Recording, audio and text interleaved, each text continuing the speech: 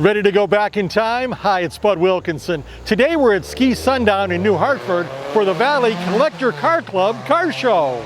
It was a show with cars that were very old and some that were not so old but still brought back memories. Picking the most memorable out of the 120 or so models on display was difficult, but it may have been a Chevrolet model from 1961. Know what it is? I'll get to it shortly.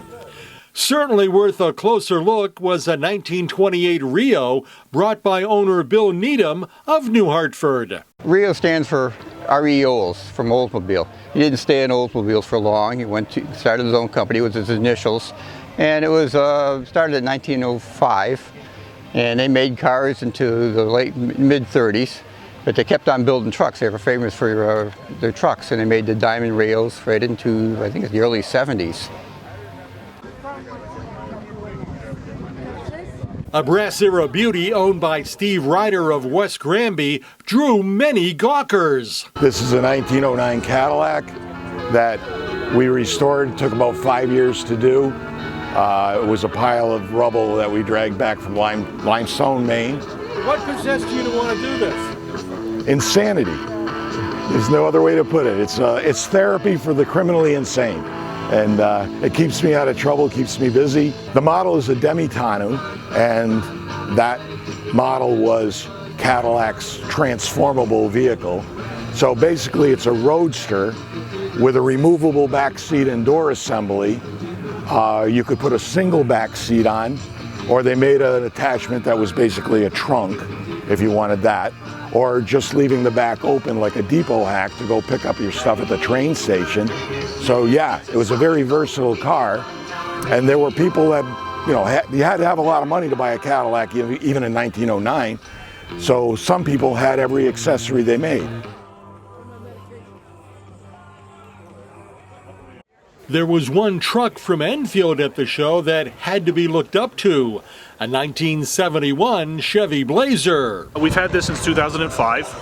Just happened to come across it. It was in Stafford, so it was only a couple towns over from us. Bodywork and everything was already done at that point. Most of the mechanical's been redone. It's got bigger lifting tires since then.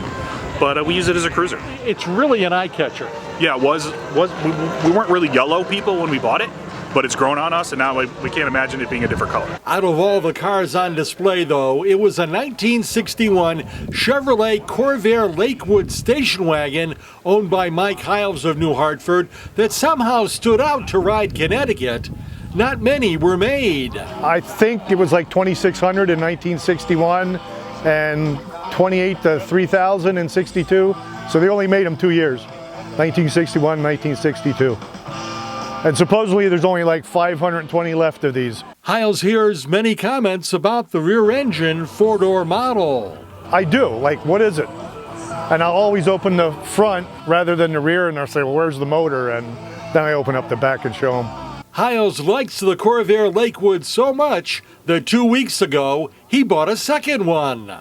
With fabulous weather and a nice turnout, the Valley Collector Car Club was pleased with how the 23rd annual show turned out, according to the club's president. I think we did rather well. I think all in all, everything looked pretty nice. I'm very happy with the turnout. A lot of people seem to be very happy about coming, and I think we'll probably have a good one next year also. In New Hartford, Connecticut, for Ride Connecticut, I'm Bud Wilkinson, and don't forget to subscribe to Ride Connecticut's YouTube channel.